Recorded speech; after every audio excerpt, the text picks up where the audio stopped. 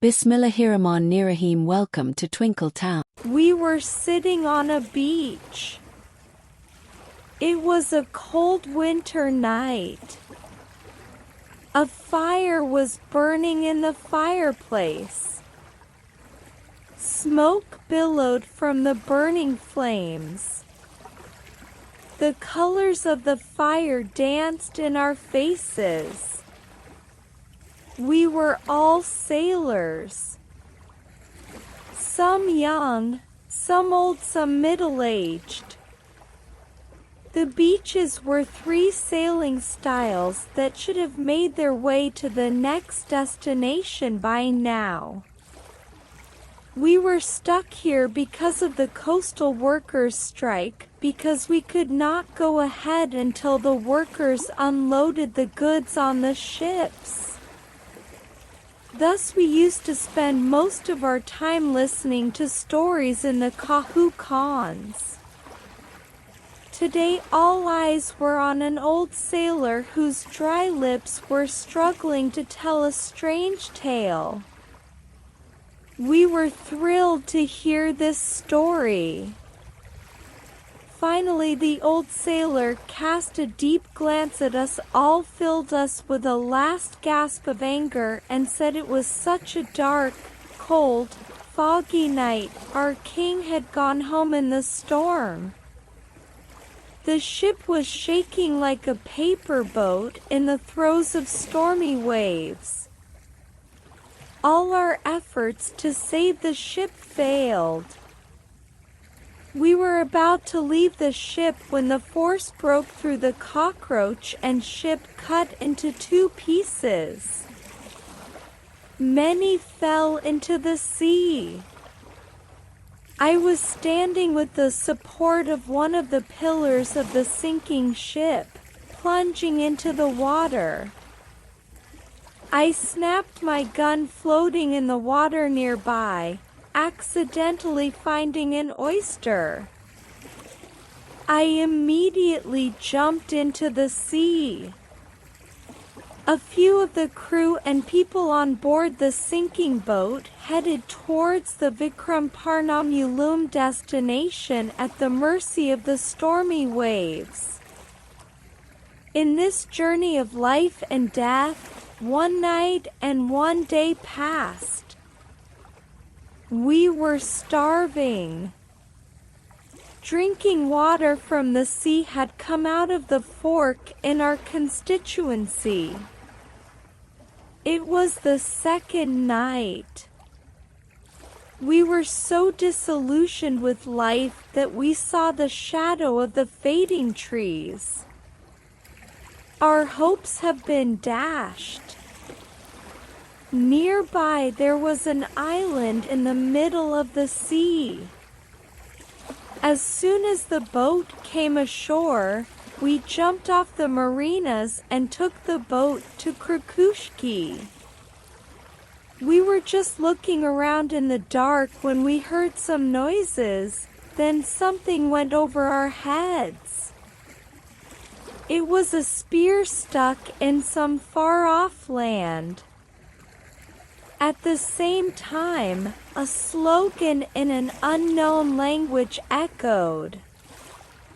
We quickly fell to the ground. I shot the sound of the sound. I fired a second shot, then a third. There was a sound of running steps. At the same time, the moon came out of the clouds and we moved cautiously towards the side from which we were attacked. There was no trace of blood and bruises. The attackers fled with their wounded comrades. We started looking for a safe haven to deal with the impending danger. Suddenly there were sounds of slogans, and then we were surrounded by savage foresters. They were all armed with lathis and were shouting slogans in a brutal manner.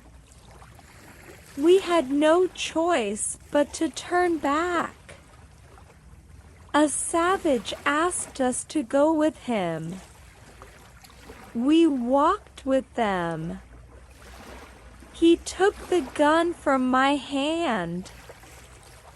After walking for quite some time, we reached an open field where there were many small and big huts. In front of a large hut stood a tall and heavy-bodied man. Those who brought us told him something.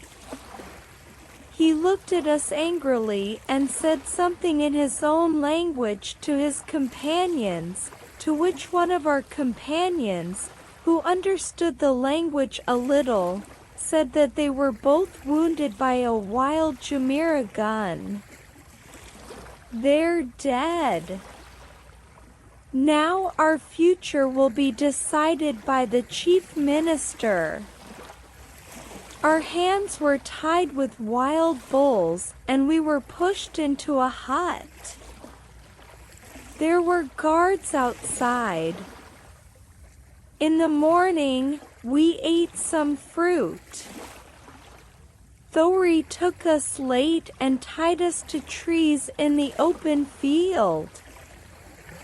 On one side there was a fire. Some people were singing around the fire.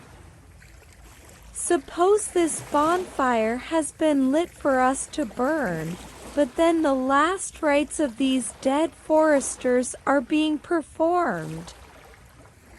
After performing this ritual, Chan Jangli turned towards us. One of the wild men addressed us and said something to the effect that since we had killed his two brothers, we should be ready to die. By the order of the chief, the idols of all the gods will be given to us. As soon as we heard this, the earth came out from under our feet, and the pictures of our wife, children, parents, and siblings started rolling in front of our eyes. Then we were locked in the cellar. One night we decided to die. It's better to run away from here than to cut your throat and become a charcoal in the flames. We waited for the night to get dark so that the guards would get tired of the wild beasts or start to roar so we could run to control them. As the night wore on, we began to feel drowsy. We tried hard to wake up, but everyone went to sleep one by one. Then our eyes were opened by the gusts of strong wind. You see, they were huts.